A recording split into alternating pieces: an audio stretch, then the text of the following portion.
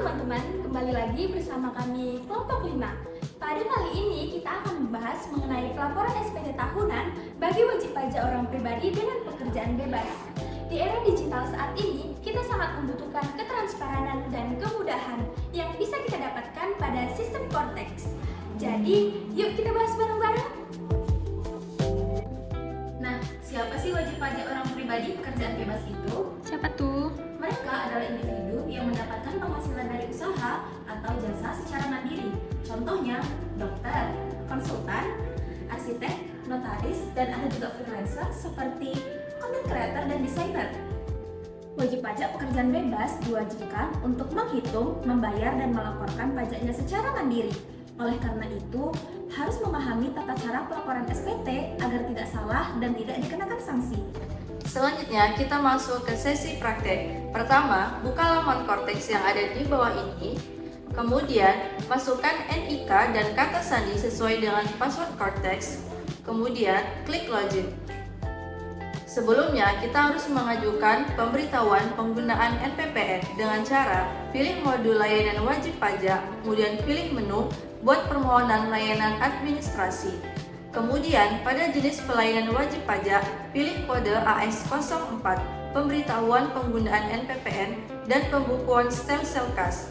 Pilih kategori sublayanan AS04-01, pemberitahuan penggunaan norma perhitungan penghasilan neto, kemudian klik tombol simpan, akan memunculkan halaman detail kasus. Selanjutnya, pada halaman detail kasus terdapat nomor kasus atas permohonan pemberitahuan penggunaan NPPN yang telah diajukan.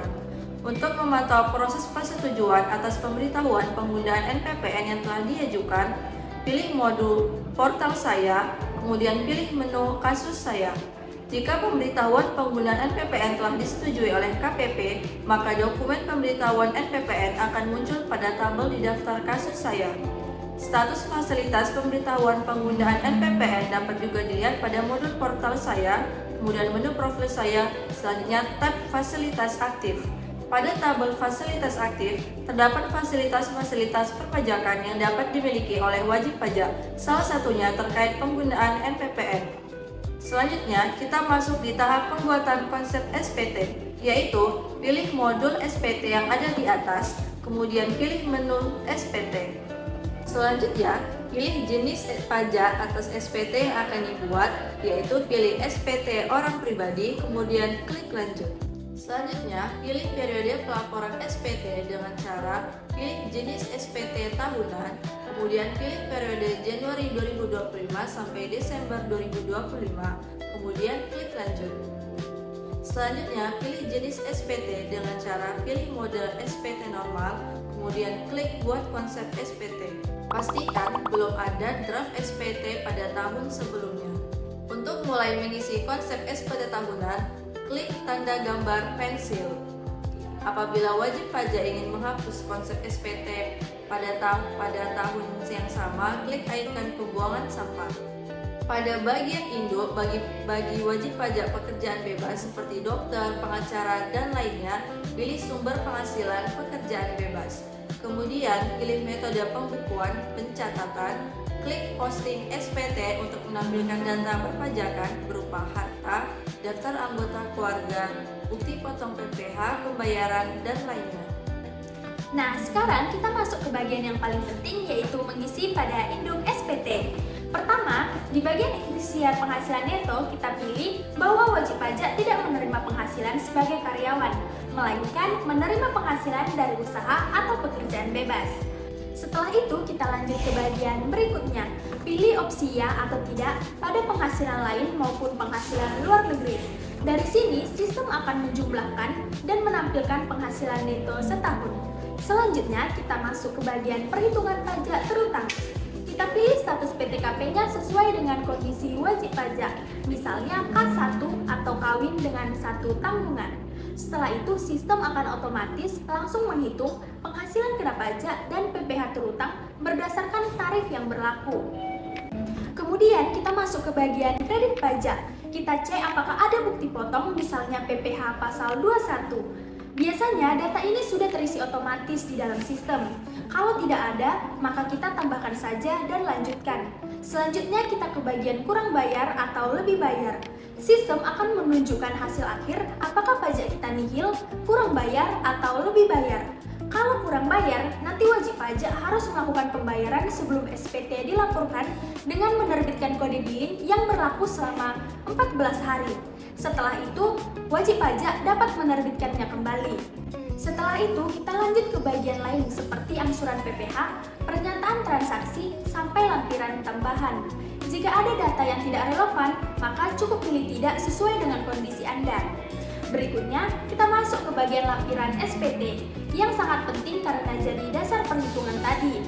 Pertama, kita isi data lampiran L1, yaitu harta pada akhir tahun seperti tabungan, rumah, dan lain-lain. Isi data utang jika punya, lalu data anggota keluarga yang menjadi tanggungan. Kalau sebelumnya sudah ada data, kamu tinggal cek dan update saja supaya menjadi kondisi yang terbaru. Kedua, di lampiran L3B, kita isi peredaran bruto atau omset usaha selama setahun.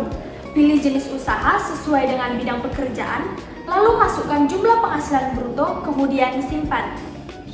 Ketiga, di lampiran L3A4, kita isi bagian penghasilan neto. Di sini jumlah penghasilan bruto akan otomatis muncul, lalu kita tinggal isi persentase norma sesuai dengan jenis usahanya.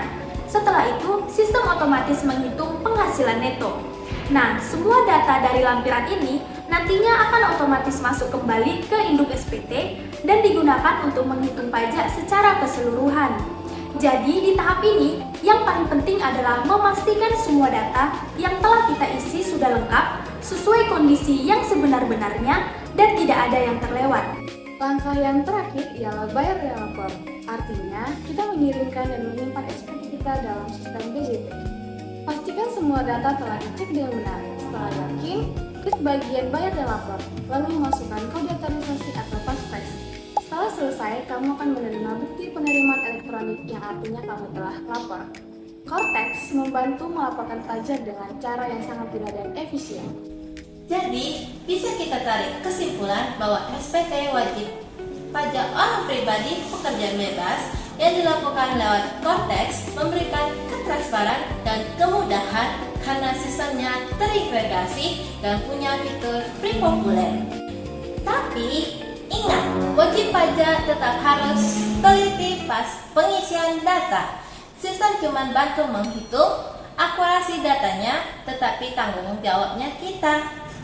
Dengan pemahaman dan mengikuti langkah yang diberikan, kita bisa melunaskan kewajiban pajak dengan baik dan menghindari sanksi.